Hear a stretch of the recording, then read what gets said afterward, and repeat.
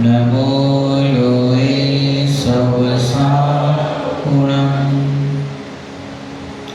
सत्तीर्थ वीर प्रभु का जग में प्रवर्ते, निज तत्व बोध पाकर सब लोग हर्षे। दुर्भावना न आवे मन में कदापि, निर्विघ्न निर्विकारी आराधना प्रवर्ते। जैन पुराणों की मंगलमय गाथा गाते हैं, श्री भीम मुनि राज की मंगल।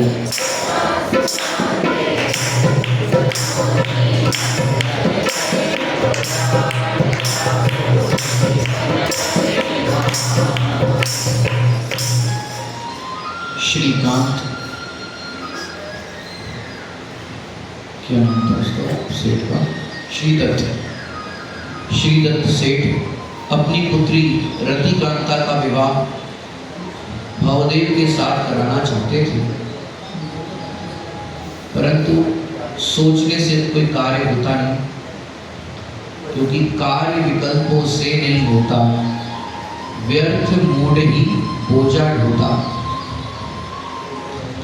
वहां भवदेव ने कहा कि 12 साल के बाद मैं धन उपार्जन करके आऊंगा, यदि तब तक इंतजार कर सकते हो तो करो। बोले ठीक है, 12 साल इंतजार करेंगे। अगर नहीं आए तो फिर आप और कहीं कर लेना। अगर नहीं आया तो 12 साल धन उपार्जन करने गए भवदेव, परंतु रास्ते में चोरों ने धन लूट लिया। जान बचा करके जैसे तैसे वापस आए। 12 साल पूरे हो गए थे और वहां उस भवदेव ने ये देखा कि सुकांत के साथ रतिकांता का विवाह हो गया। क्रोध में आकर के दोनों को जला करके मार दिया। नगरवासी ने भवदेव को जला करके मार दिया सजा के रूप में। यहाँ सुकांत और रतिकांता कबूतर और कबूतरनी बने और भवदेव का जीव बिलाव बना। उसने उस पर अटैक किया। अंत समय में किसी ने नमोकार मंत्र सुनाए तो दोनों विद्याधर और विद्याधरनी हुई। यहाँ वो बिलाव का जीव था, उसको कुत्ते ने खा लिया। वो भी मर करके एक नीच कुल में विदुरदेव नाम का व्यक्ति बना। विद्याधर और विद्याधरनी का पूर्व का ऐसा संयोग था तो दोनों का विवाह हुआ। वहां वे दोनों कबूतर और कबूतरनी को देख करके पूर्व का जाति स्मरण होने पर विरक्त होते और विरक्त होकर के दिगंबर मुनिराज के चरणों में धर्मोपदेश सुन करके जैनीश्वरी दीक्षा और वो आर्य का दीक्षा धारण करते हैं। नगर में सब जगह ये बात फैल गई कि 3 दिन हुए थे विवाह के और दोनों ने संयम धारण किया। यहाँ जो विदुरदेव था अर्थात भवदेव का जीव, उसको आया क्रोध और वो सर्वप्रथम तो दिगंबर मुनिराज को जला दिया। रात्रि में जाकर के उपसर्ग दिया। फिर वो जहाँ आरिका माता जी विराज रही थी वहाँ पहुँचा। ये हो गया रिकैप। मात्र 2-3 मिनट में ही हमने रिकैप आपको सुनाया। यहाँ आरिका माता जी संघ के अंदर राज रहे थे। देखो क्या होता है अब आगे। गया रात्रि माही आरिका संग में दुखदाई, चिंतन आत्मस्वरूप का कर जाबो तो सुखदाई। नव दीक्षित आर्या जी को बंधन में डालते हैं, श्री भीम मुनि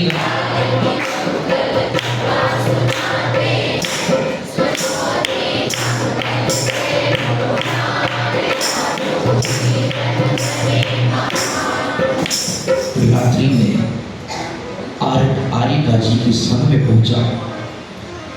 आरिका जी तो नवदीक्षित थी और वो आत्मस्वरूप का चिंतन कर रही थी। वहां वो विदुरदेव पहुंच जाता है। पहुंच करके आर्यका माता जी तो हाथ पे हाथ धरे हुए थे, रस्सी से बांध लिया।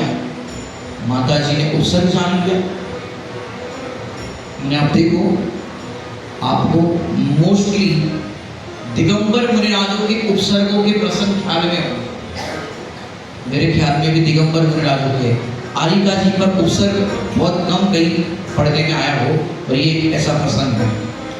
बंधन में डाल दिया उस विदुरदेव ने, और वो आर्यका माता जी उस समय देखो क्या कर रहे हैं। वो तो निर्बंध स्वरूप आत्मा अंतर माही भाए, प्रभाव नो कर्म से नार जाता प्रभु को ध्याए। क्रूरता वश अग्नि चिता में जलाते दिखाते हैं।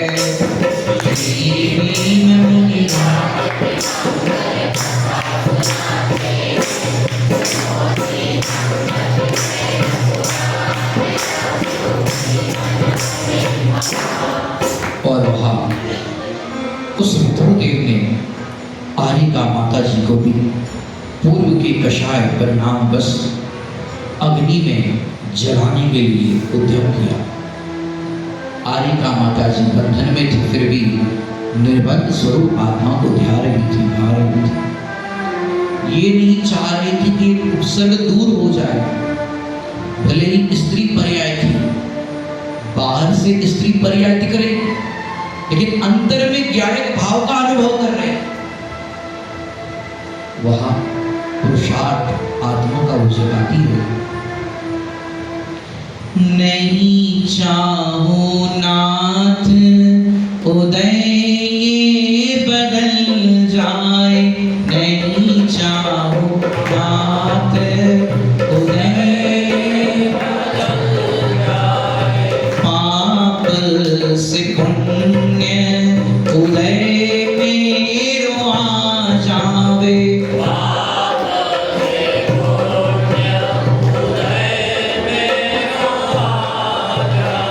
अज्ञानी क्या सोचता है, पाप का उदय आता है तो ये पाप का उदय दूर हो जाए, पुण्य का उदय आ जाए, शरीर में रोग हो गया हो वो दूर हो जाए, सब सही हो जाए, ऐसी भावना अज्ञानी भाता है। लेकिन ज्ञानी की भावना देखो, नहीं चाहूं नाथ उदय ये बदल जाए।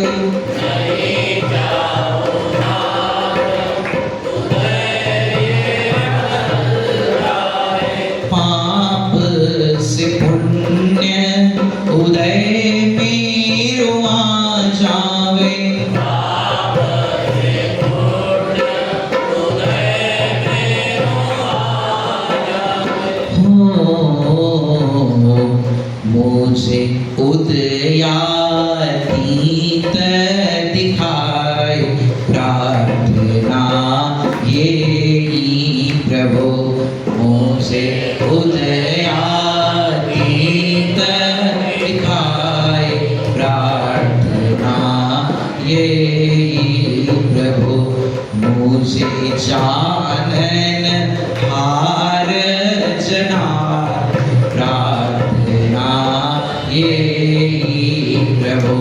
मुझे जानन हार जना प्रार्थना ये प्रभु। तो समझ में आया कि नहीं आया? ज्ञानी ये भावना भाते हैं, चाहे पाप का उदय हो या पुण्य का उदय हो, दोनों में जाननहार जानने में आए। पाप का उदय दूर हो जाए और पुण्य का उदय आ जाए, ऐसी भावना भाने से तो क्या होता है पता है? उसमें लिखा है मोक्षमार्ग प्रकाशक जी ने 4 प्रकार की इच्छा पढ़ी आप लोगों। वहां बात आई पाप के उदय को दूर करने की इच्छा। अब इच्छाएं जीव की कितनी है, बहुत सारी, और हर समय सारी इच्छाएं पूरी हो ये जरूरी नहीं। एक इच्छा पूरी हुई, दूसरी इच्छा उत्पन्न हो गई, और हर इच्छा पूरी होगी नहीं। इसलिए ज्ञानी तो उदयातीत की भावना भाते, जाननहार की भावना भाते। क्यों? दोनों में एक ही भावना भाने योग्य है। क्योंकि उदय अपने आधीन नहीं, कर्माधीन है, लेकिन भेद ज्ञान करना ये स्वाधीन है। तो ज्ञानी ये स्वाधीनता की भावना भाते हैं, पूरे शरीर को जला रहे हैं, शरीर जल रहा है, लेकिन आरिका जी देखो, शीतल शीतल शुद्धोपयोगी मई सु अपना देश, उतर गई थी पूज आरिका जी तक, उतर गई थी पूज आर्य जी तक पर तन गावे, चिदानंद चिदघन आश्रय में अपन मिटाती है, श्री भीम मुनिराज की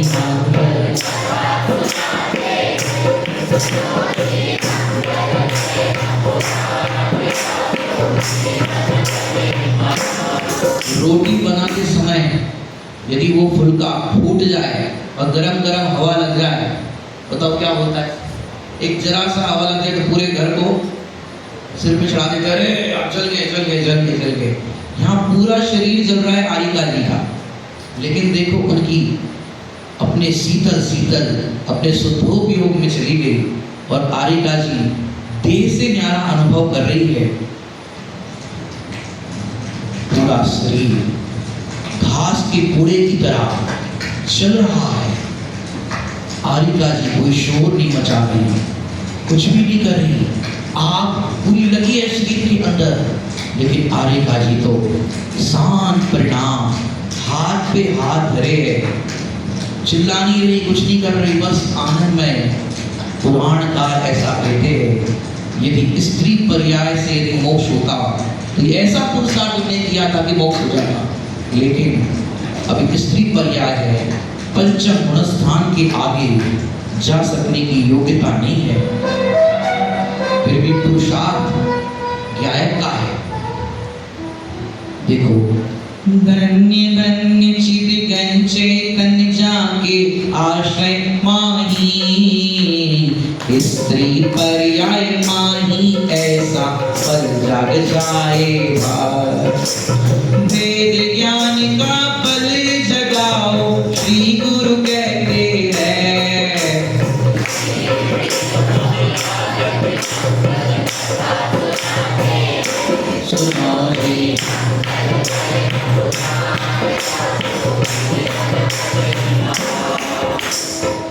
शरीर पूरा जल गया, लेकिन उनका आत्मा की तरफ से दृष्टि नहीं हटी। यह भेद ज्ञान की धारा अंतर में चलती रही। वह शरीर पूरा जला। अंत समय में आरिका जी ने देखो, समाधि पूर्वक छोड़ देह देव हुई पाई, मुनिवर को भी उसने उसी अग्नि में जलाया भार, तज देह स्वर्ग आनी बुद्धि धारी देव होते हैं, श्री भीम मुनिराज।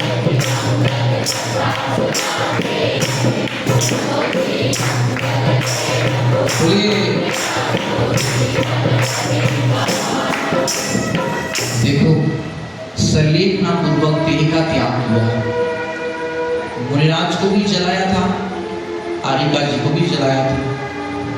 ये पंचम गुण स्थान में, मुनिराज छठवें सातवें गुण स्थान में।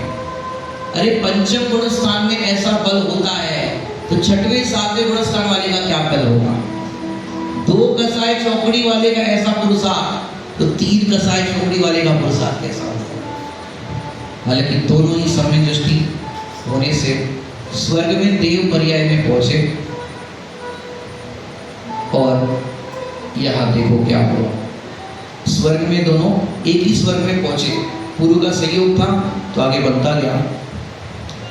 दोनों में हुई मैत्री पूर्व संस्कार के कारण, पर अब धर्म योग संघात के ना कारण, तत्व चर्चा आदि में बरतते दोनों पाए।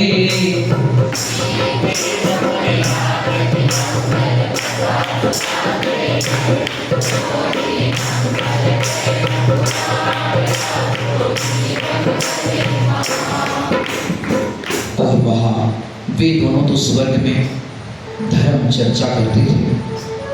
पूर्व का योग था, माने आप देखो, पहले भाव में सेठ सेठानी, दूसरे में कबूतर कबूतरनी और तीसरे में विद्याधर विद्याधरनी। अब वो स्त्री पर्याय को छोड़ दिया उसने, और वो भी देव पर्याय में आ गई। जो उनकी पत्नी थी रतिकांता वाला जी, दोनों ही देव पर्याय में और धर्म चर्चा में बढ़ते, दोनों ही सम्यक दृष्टि ज्ञानी और तत्व चर्चा आदि में बढ़ते हैं। यह विदुर देव जो भवदेव वाला जीव था, बोलो उसने कौन सी आयु का बंध किया होगा? नरक आयु का बंध। अब देखो क्या हुआ। विदुर देव ने उन परिणामों से, माने आप देखना, एक बात समझना, किसी सामान्य व्यक्ति पर किसी तरह से अटैक करना, मारना, इसमें वो उतना कर्म बंध नहीं होगा, पर देव शास्त्र गुरु पर करने में ज्यादा बंध होता है। फल आप देखना, जैसे देखो उदाहरण, ये 2 उंगली छोटे बच्चे पे ऐसा टक करे तो कुछ फल मिलेगा क्या? छोटा बच्चा है।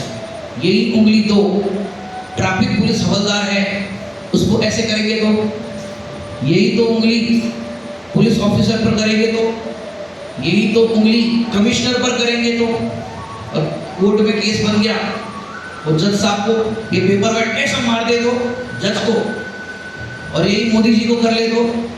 समझ में आ रहा है कि नहीं आ रहा है? 2 उंगली यही है, लेकिन उंगली 2 कोई होने पर भी फल, उसे देव शास्त्र गुरु की विराधना का ज्यादा फल। समझ में आया कि नहीं आया? अब देखो क्या होता है। विदुर देव ने उन परिणामों से सप्तम नरक बांध लिया। खजाने की चोरी करके एक दिन पकड़ा गया। मृत्यु दंड प्रपति तत्क्षण उसको सुनाते हैं।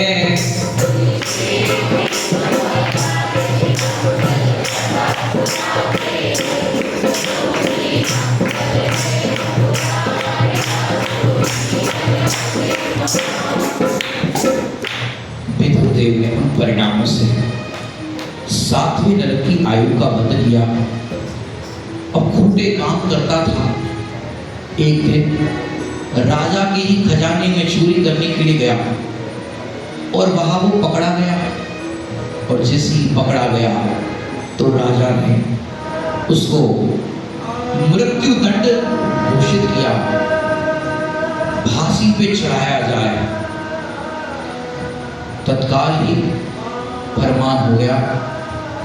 जो फांसी पे चढ़ाने का काम करते उसे चांडाल कहते हैं, और जो चांडाल था उसको बुलाने के लिए कुछ राजा के सेवक गए, और देखो क्या होता है। चांडाल को फांसी चढ़ाने नृप ने बुलवाया।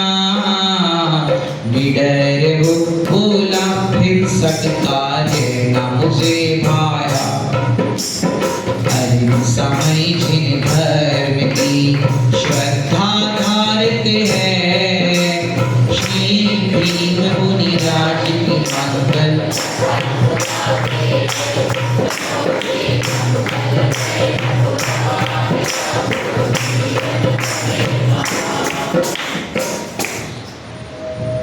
सेवक गए और चांडाल से कहा कि आज राजा ने एक व्यक्ति को फांसी चढ़ाने का आदेश दिया है, आ जाओ तुम हमारे साथ। निडर होकर के बोला वो चांडाल कि नहीं नहीं, अब मैं ये हिंसा का कार्य नहीं कर सकता। बोले आपको राजा के पास तो चलना पड़ेगा, बुलाया है, अब जाना तो पड़ा, लेकिन वो कह रहा है मैं हिंसा का कार्य नहीं करूंगा किसी को मारने का। राजा के पास गए और क्या होता है। बोले क्यों नहीं चढ़ाओगे फांसी, ये तो तुम्हारा काम है। श्री मुनिवर का सुन उपदेश, जिन धर्म था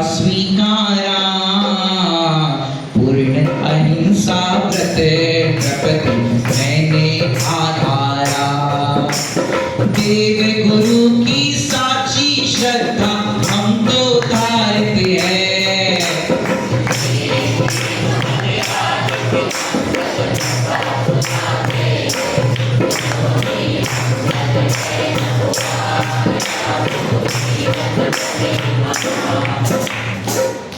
कहने लगा, एक दिन मैं जंगल में जा रहा था।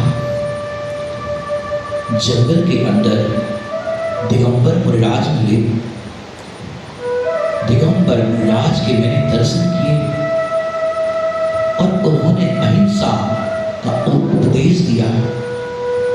मैंने कहा, मैं तो लोगों को फांसी देने का काम करता। मुनिराज ने कहा, अरे कितनी हिंसा होती है, कितने कितने जीवों को मारोगे, अहिंसा व्रत को धारण करो। और वहां उनके उपदेश से मैंने सच्चे देव सास गुरु की श्रद्धा धारण की। अब मैं किसी को भी फांसी नहीं दूंगा।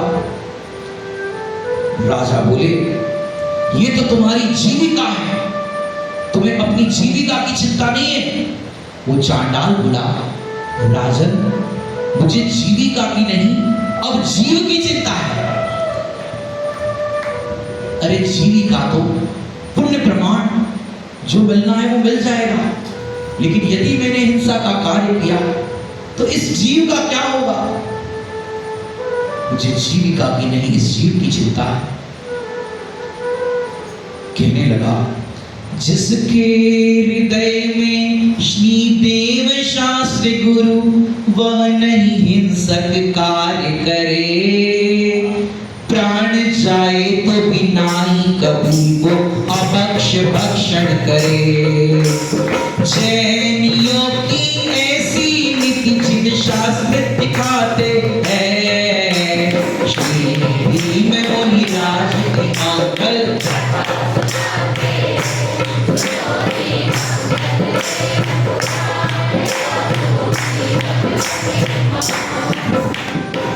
जिसके हृदय में देव शास्त्र गुरु बस जाते हैं वो कभी भी हिंसा का कार्य नहीं करता। अरे भले ही श्रावक गृहस्थ की भूमिका में रहता है, गृहस्थ की भूमिका में यद्यपि हिंसा के कार्य होते हैं, 4 प्रकार की हिंसा। गृहस्थ तो संकल्पी हिंसा का तो त्यागी ही होता है। संकल्पी समझते हो, बुद्धिपूर्वक किसी को प्लानिंग पूर्वक मारने का। संकल्पी हिंसा का तो त्यागी होता है। आरंभी घर गृहस्थी के कार्य, झाड़ू पोछा, भोजन बनाना, ये सब करने में हिंसा होती, उसमें भी यत्नाचार पूर्वक करता है। आरंभी हिंसा, व्यापार आदि कार्य में उद्योगी हिंसा। संकल्पी का तो त्यागी, और फिर विरोधी हिंसा, धर्म पर संकट आ जाए, परिवार पर संकट आ जाए, जो हाथ आज शास्त्र उठाते हैं, अवसर पड़ने पर शस्त्र भी उठा सकते हैं। श्रावक की भूमिका में धर्मी धर्मायतन पर संकट आ जाए, परिवार पर आ जाए, तो विरोधी हिंसा के अंतर्गत आता है, जिसे सरकार भी कहती है सेल्फ डिफेंस, बचाव के लिए। तो सुनो, संकल्पी हिंसा का तो त्याग ही, शेष आरंभी, उद्योगी और विरोधी हिंसा को घटाने की भावना रहती है, श्रावक को बढ़ाने की नहीं। सच बताओ, मैं जिस दिन से जंगल से दिगंबर मुनिराज के पास से आया, तब से मेरा जीवन बदल गया। कहने लगा, मैं तो गुरु चरणों में धूल में एक दिन बैठ गया, पाप से सजा जीवन गुरु ने छुड़ा दिया। जो सदा रहे गुरु चरण में, जो सदा रहे गुरु चरण में, स्वरूपाचरण पावे श्री भीम मुनिराज।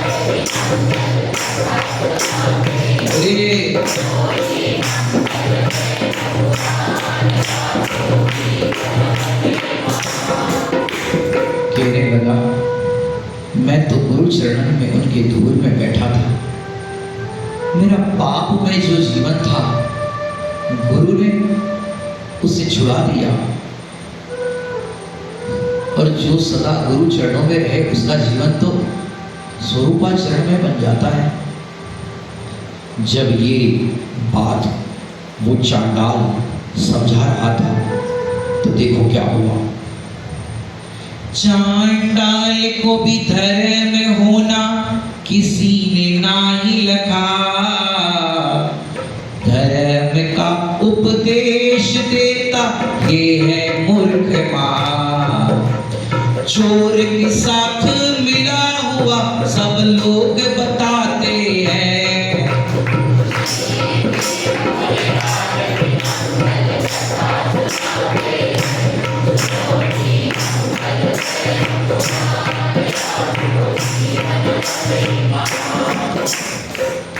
बोले ये चंडाल धर्म का उपदेश दे रहा है, धर्म की बात कर रहा है, दिन रात पापों पे लगे रहते हैं और ये धर्म की बात करता है।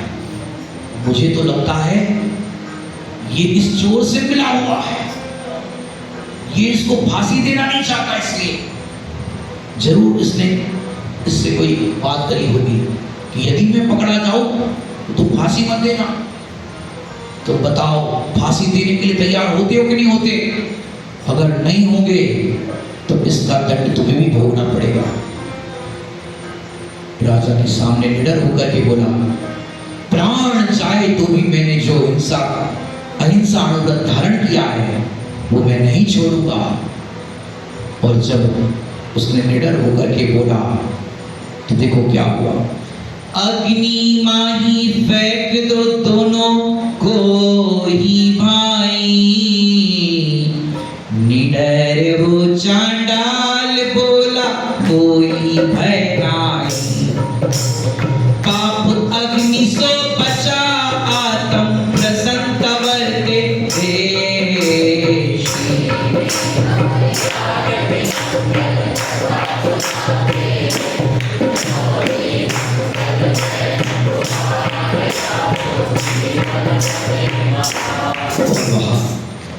उस विदुरदेव को, माने विदुरदेव था, उसने इससे कहा कि अरे भाई ये तो क्या कह रहे हो, मेरे चक्कर में तुम काय को मर रहे हो?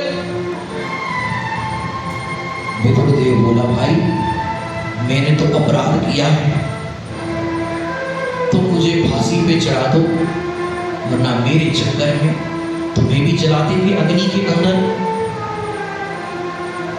तब वो कहने लगा विदुरदेव कि यहां मैं एक बार तुम्हें मारूंगा, अरे मुझे नरक में अनेक बार मरना पड़ेगा, अनंत बार मरना पड़ेगा, मुझे ऐसा मरण नहीं करना, मैं बहुत पापों से घबरा गया हूं। तब पहली बार विदुरदेव ने नरक की बात सुनी, तब उसने कहा, अरे भैया ये नरक क्या होता है? बोले ये ऐसा स्थान है जहां पापों का दंड मिलता है। बोले वो कैसे? कि जैसे किसी व्यक्ति ने एक व्यक्ति को मारा तो फांसी की सजा होती, वो एक व्यक्ति को मारे, 10 व्यक्ति को मारे, 100 व्यक्ति को मारे, 1000 व्यक्ति को मारे तो भी क्या कर सकते हो? ज्यादा से ज्यादा फांसी की सजा दे सकते हो।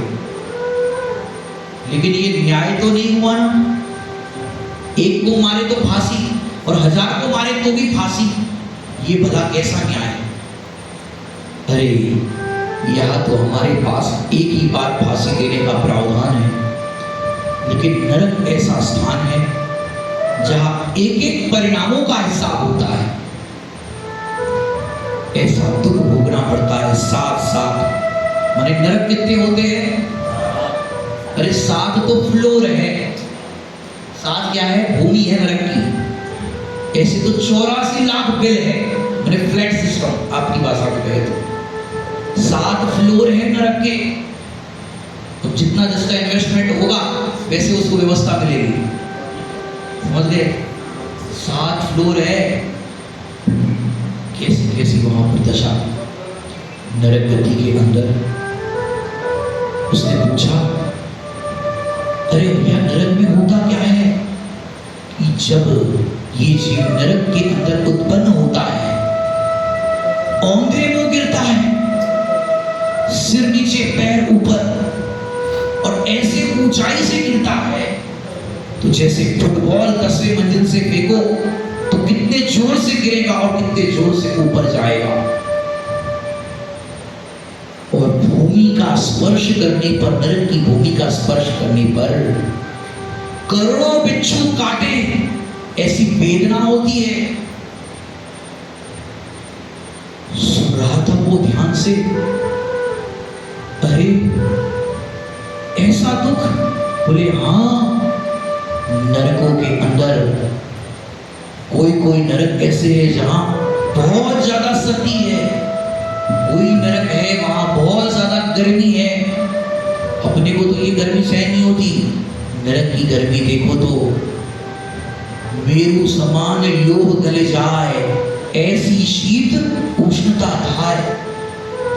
लोहे का बड़ा सा गोला भी हो तो वो भी पिघल जाए, इतनी शीत और उष्णता होती नरक के अंदर।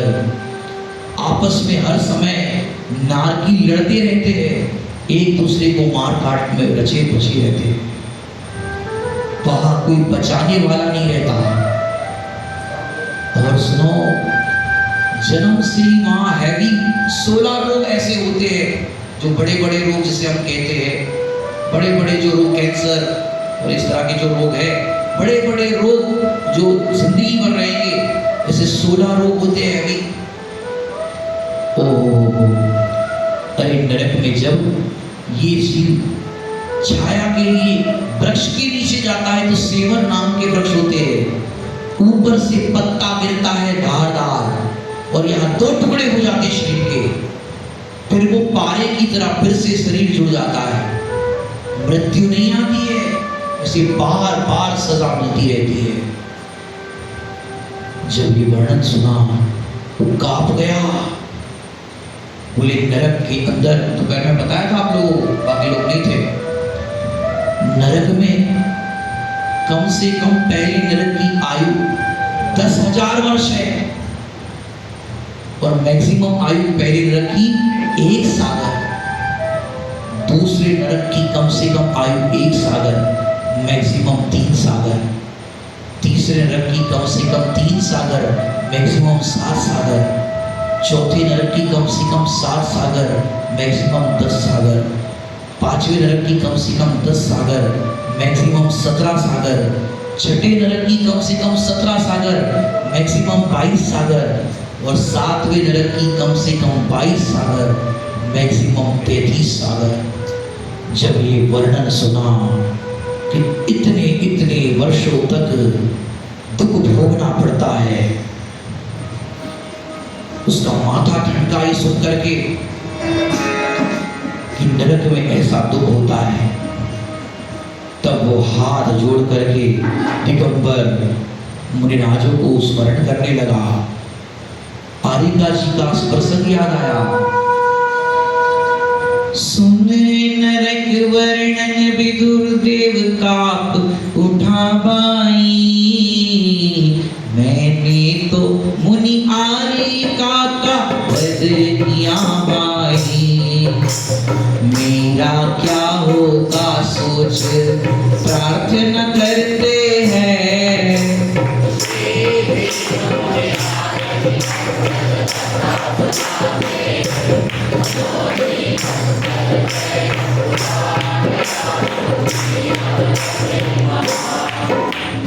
नरक का वर्णन सुनकर के चित्त कांप उठा। अरे तुम एक मेरी फांसी से बच रहे हो, फांसी देने से बच रहे हो। अरे मैंने तो दिगंबर मुनिराज और आरिका जी को जिंदा जलाया, मेरा क्या फल होगा? मैंने तो एक बहुत बड़ा अपराध किया है। तब वो बोला, चांडाल बोला नरक सप्तम बांधा जिनवाणी अनुसार, अनेकों बार नरक के तो भोगोगे भात अपार। छुटकारा पाते हैं।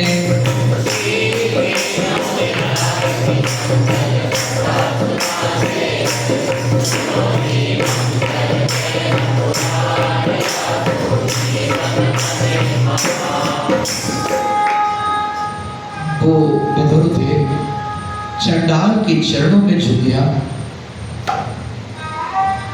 अरे भाई, मैंने तो 7वें नरक की आयु का बंद किया, तुम कहते हो मुझे कितने कष्ट भोगने पड़ेंगे, कितने कितने मैंने अपराध किए जीवन में, और सबसे बड़ा अपराध तो ये दिगंबर मृणाल और आर्यका जी को जलाने का। मेरे इस परिणामों के फल में 7वें नरक में कितने कितने दुख भोगने पड़ेंगे। क्या इन दुखों से छूटने का कोई उपाय नहीं? कृपा कर मुझे इन दुखों से बचाओ। मैंने कैसे कैसे परिणाम किए, मुझे इन दुखों से बचाओ। क्या कोई और उपाय नहीं इससे बचने को? तब देखो चांडाल ने क्या कहा, परिणाम परिणमित हो जाए, अपरिणामी रह जाए। क्या हो गया? परिणाम परिणम गया और मैं यूं का यूं रह गया। समझना जरा ध्यान से। ये बात उसको कब सुनाई गई? जब उसे अपने गलती का एहसास हुआ। समझ में आया कि नहीं?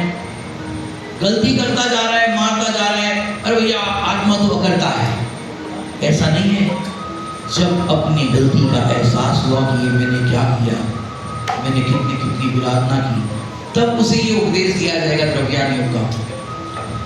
परिणाम परिणमित हो जाए, अपरिणामी वही रहा। सहज ज्ञान गढ़ के भीतर, पाप प्रवेश न पाए। इन सब सो बचावर हारा, सब सो बचावन हारा। जाता गुरु दिखाए,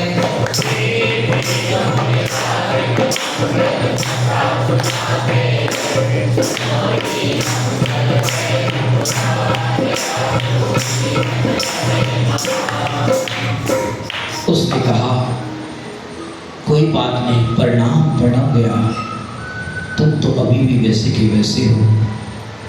अरे अपना सहज ज्ञान गढ़ जो है उसके अंदर पाप प्रवेश नहीं कर सकता, क्योंकि भगवान आत्मा नियम सार जी की भाषा में कहे पाप क्रिया से शून्य शुद्ध है। यह इन पापों से बचाने वाला ज्ञाता भगवान है। बोले मुझे इसके लिए क्या करना पड़ेगा?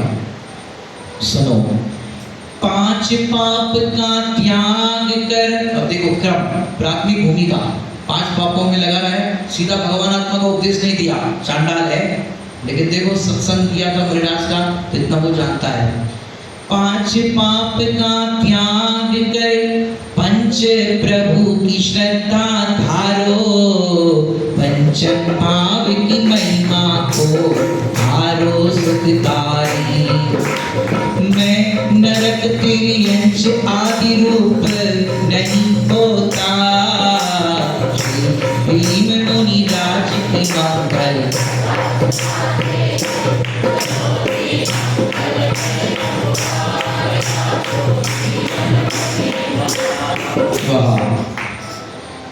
उसे कहा 5 पाप का त्याग करो, पंच परमेश्वरी की श्रद्धा धारण करो। और वह उपदेश सुना। 5 परमेश्वरी कैसे होते हैं? प्रातः काल जलाने का आदेश था और रात में दोनों को जेल में बंद किया था। और वहां देखो क्या हो रहा है। और वहां 5 पाप का त्याग किया, पंचम भाव का स्वरूप बताया। पंचम भाव क्या है, पारमाणिक भाव क्या है? कि वो नारक नहीं, तिर्यंच नहीं, देव मानुष मैं नहीं, करतान कारयता नहीं, करतान मनता मैं नहीं। कहाँ पर आया? नियम सार जी की पंचरत्न की गाथा, बहुत बेहतरीन गाथा है। पंचरत्न की गाथा शायद 66 नंबर से 71 नंबर तक की गाथा है।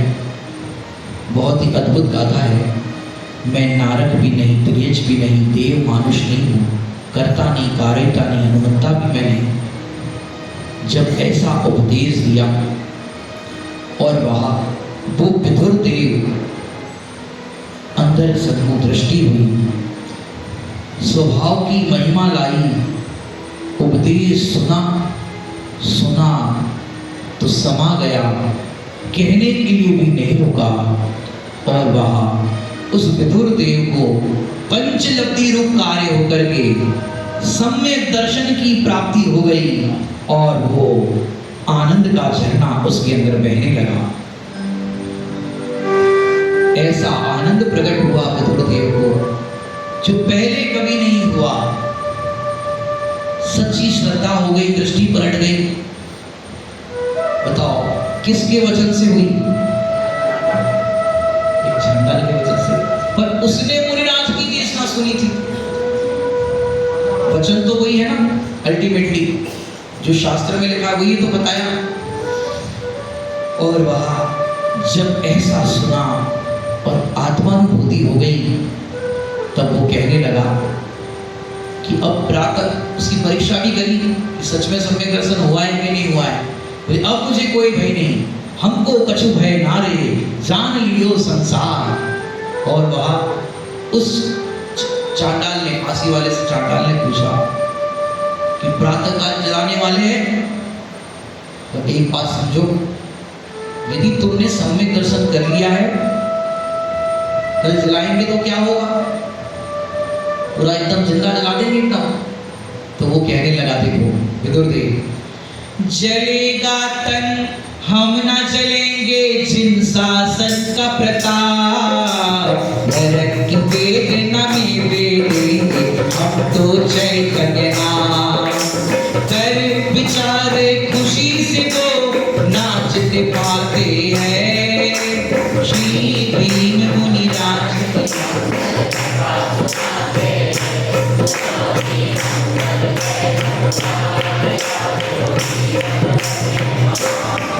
तुरंत बोला, क्या बोला विदुर देव? अरे जलेगा तो तन जलेगा, लेकिन मैं नहीं जलूंगा, क्योंकि आत्मा कैसा है कि वो अग्नि से जलता नहीं, पानी में गलता नहीं, काटे तो कटता नहीं, ये नहीं जलेगा। परंतु वहां उन्होंने कहा कि एक करणान योग का नियम ऐसा है, एक बार गति बंद कर लिया तो गति नहीं चेंज हो सकती। तुमने 7वीं नरक की आयु का बंद किया था, लेकिन तुमने सम्यक दर्शन की प्राप्ति कर ली है, तो अब 7वें की जगह पर पहले नरक में जाएंगे। श्रेणी राजा जैसा ही केस इसके अंदर आया। और वहां बोले, नरक में भी मुझे चिंता नहीं, नरक में भी हम ज्ञाय भाव चैतन्य नाथ का ही वेदन करेंगे, घबराने की कोई बात नहीं। और वहां आनंद करने लगा कि अब तो नरक भी जाना पड़े तो कोई मुझे चिंता नहीं, क्यों? मैंने अपने चैतन्य नाथ को देख लिया। और वहां क्या होता है, वो विदुर देव कहता है, ये पर्याय या वो पर्याय, ये मनुष्य पर्याय, वो नरक की पर्याय, ये पर्याय या वो पर्याय, मैं पर्यायों से पाए, बाह्य दुख कैसे भी हो मुझे ना छुए लगा। आत्मा की महिमा करते निर्भयता बरते रे,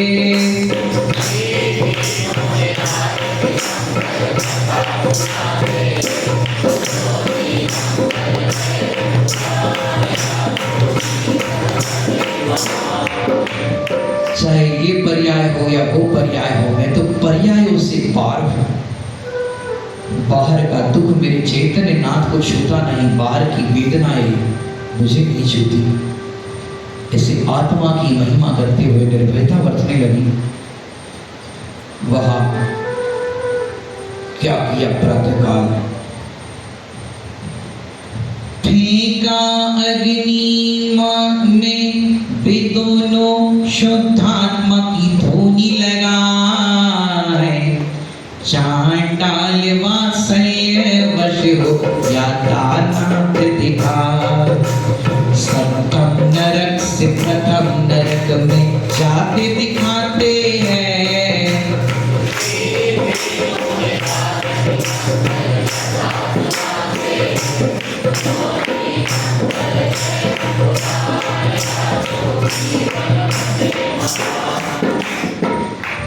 देखो कहानी कहां से शुरू हुई थी। वस्तु का मिलना, पदार्थ का मिलना उदयाधीन है। जिस जीव ने व्यर्थ विकल्प करके पाप कमाया, माने भोग भोगने की शक्ति कितनी है और आसक्ति कितनी। वहां स्वयं ही कहा था कि 12 साल तक अगर नहीं आओ तो फिर कहीं और करा देना। एक अल्टीमेट दे दिया था, इंटीमेट कर दिया था। लेकिन स्वयं ही तीव्र कषायवश, क्योंकि सब धन संपदा लुट गई थी, ना धन संपदा रही, ना विवाह हो पाया, तो और ज्यादा वो आकुलित होकर के उसने ऐसा कार्य किया। माने एक गलती करी तो कितने भावों तक उसकी श्रृंखला चलती रही। और वहां वो देखो सुकांत और रतिकांता का जीव सम्यक दृष्टि हो गए, दीक्षा भी ले ली थी और स्वर्ग के अंदर। यह देखो नरक में गया हो विदुरदेव, और क्या हुआ? बाहर नारक कृत दुख भुगते, भीतर आनंद जरा। नरक की भूमि में चैतन्य की भूमि में आनंद पार। चांडाल बजते स्वर्ग के वाणी निभाते हैं।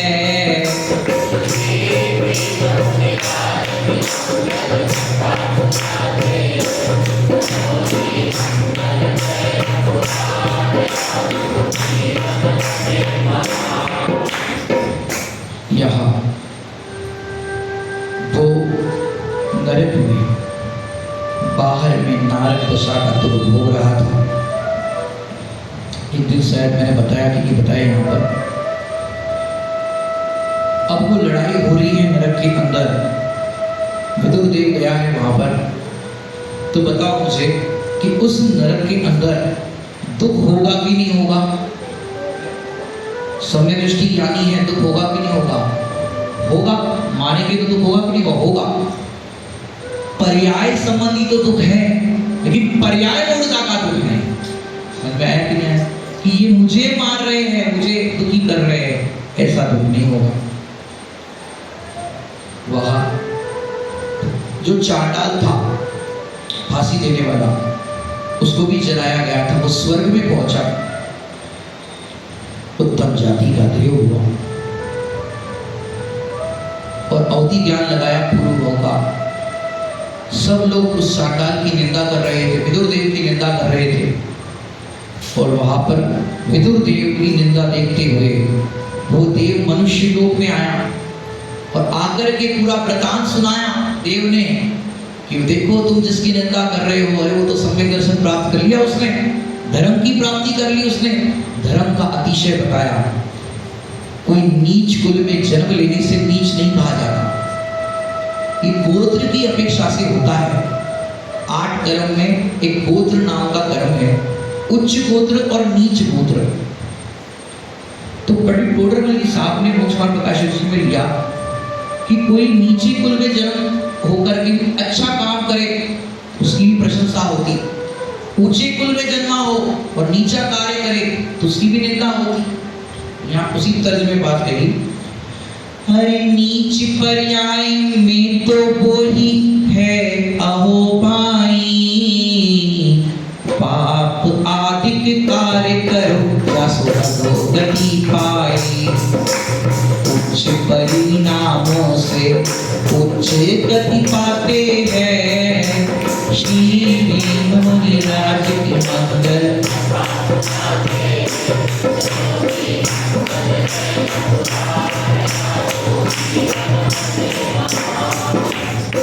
वहां देखो क्या होता है,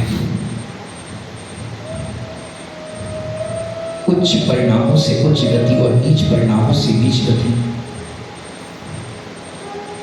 नरक के अंदर प्रथम नरक में विदुर देव प्रथम नरक की आयु को भोग रहा, नाना प्रकार के कष्टों को भोग रहा, लेकिन उस बीच भी भेद ज्ञान की धारा चल रही।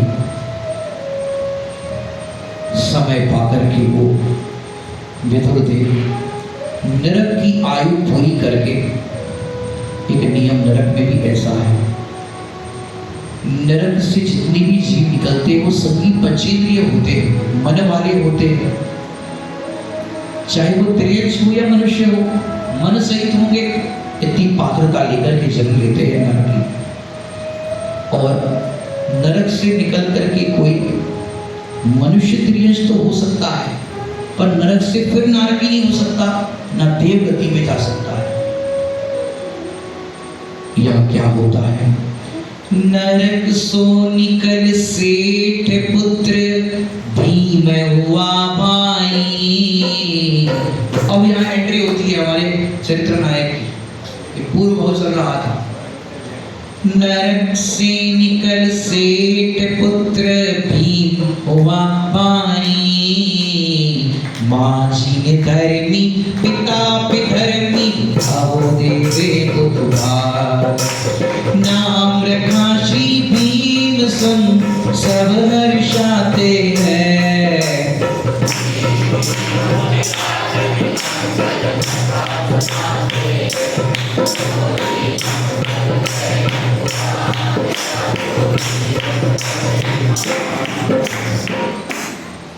नरक से निकल करके एक सेठ के घर जन्म हुआ, वहां उसका नाम भीम रखा गया। परंतु वहां पर पिता विधर्मी और माता जिनधर्मी थी। ऐसे घर में जन्म हुआ जब विरोधाभासी वाले जीव थे, माता तो जिनधर्मी पिता विधर्मी। माँ उसे बचपन से तत्व ज्ञान के संस्कार देती थी। माता की तत्व ज्ञान भरी लोरिया सुनते भाई, संस्कार वश स्वयं विभाय जाता अंतर माही। पापों से अति कंपित दिखा दिखाते हैं।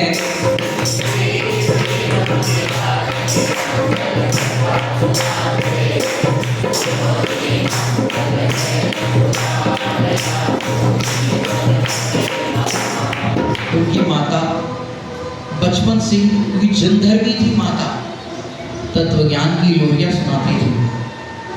जब से छोटे से थे, पलने में थे, उस समय भी ऐसे सुंदर लोरियां सुनाती थी। आजकल की माताएं अपने छोटे छोटे बच्चों को पलने में रखे तो क्या सुनाएगी? चंदा है तू, मेरा सूरज है तू। हाँ, ऐसी व्यवस्था चलती। लेकिन वो तत्व ज्ञानी माता थी तो देखो कैसे सुनाती थी। अब जरा इसको इमेजिनेशन करो, बालक पलने में है और हाथों में डोरी है। आपने पलना चलन तो किया है कि नहीं किया है? किसका किया है? पंच कल्याणक में किया होगा, और तो क्या है? वहाँ तो सारे भजन ही ऐसे होते हैं। अरे अपने बच्चे को भी, घर का बच्चा हो, उसको भी डोरी हाथ में लो। चेतन है तो ध्रुव ध्यायक है तो, चेतन है तो ध्रुव ध्यायक है तो, अनंत शक्ति का धारक है तो, धायक है तो, अनंत शक्ति का धारक है तो, सिद्धों का लघु नंदन का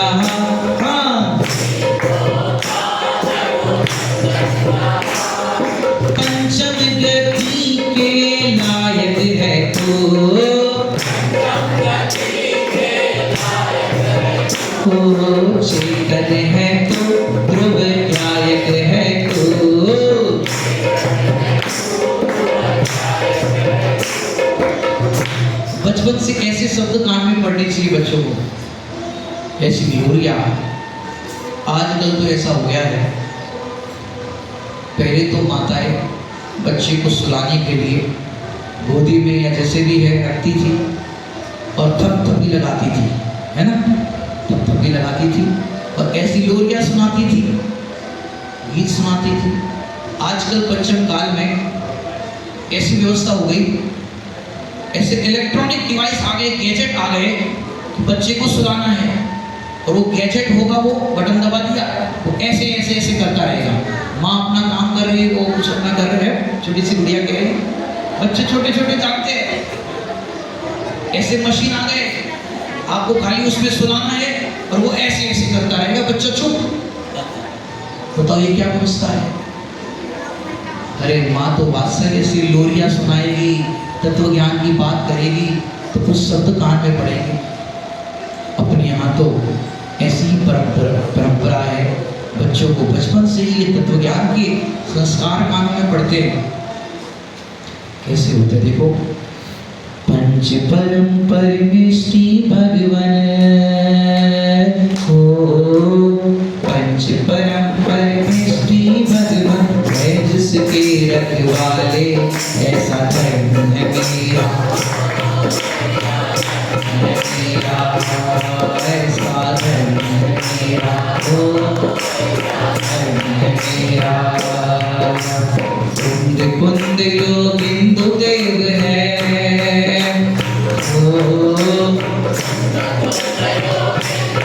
है जिसके पालन हारे, ऐसा धर्म है मेरा, ओ ऐसा धर्म है मेरा, ओ ऐसा धर्म है मेरा। कुंद प्रभु जी बोले सब जीव है आत्म, कुंद प्रभु जी बोले सब जीव है आत्म, निश्चय से देखो तो सब जीव है परमात्म, निश्चय से देखो तो सब जीव है परमात्म। रोज सुनाए दादी नानी, रोज सुनाए दादी नानी एक सदियों की कहानी, ऐसा धर्म है मेरा, ओ ऐसा धर्म है मेरा, ओ ऐसा धर्म है मेरा।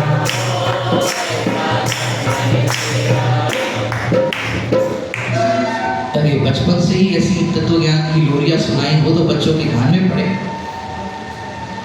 कैसा हमारा धर्म है, जिन शासन का महात्म्य है, तब बच्चों को पता चले।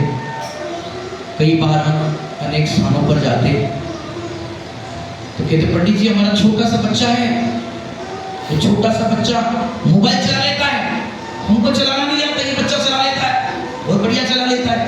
ठीक है, 2-3 साल बाद जाना हुआ, पंडित जी ये बच्चा बहुत मोबाइल चलाता है, इसका मोबाइल छुड़ाओ। ये क्या बात है? उस दिन तो तुम क्या कह रहे थे? माने बच्चा जरा सा रोने लग जाए तो माँ मोबाइल पकड़ा देती।